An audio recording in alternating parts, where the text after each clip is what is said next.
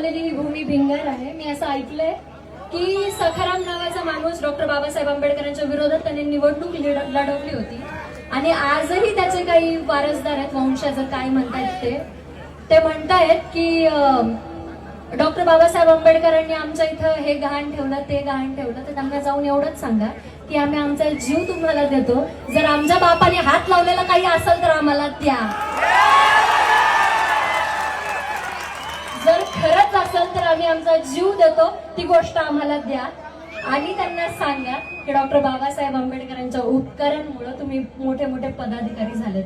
Doctor Babasaheb आंबेडकरांच्या या दिलेल्या स्वातंत्र्यामुळे अरे तुम्हाला बोलता येतंय. तो आमचा बाप होता ज्याने तुम्हाला बोलण्याचा अधिकार दिलाय.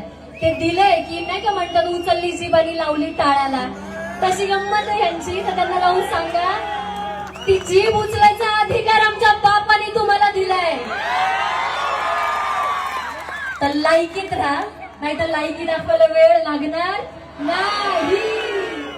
आणि माझी खरंच अशी इच्छा आहे, माझं म्हणणं नाहीये, डॉक्टर बाबासाहेब आंबेडकर म्हटले होते शासन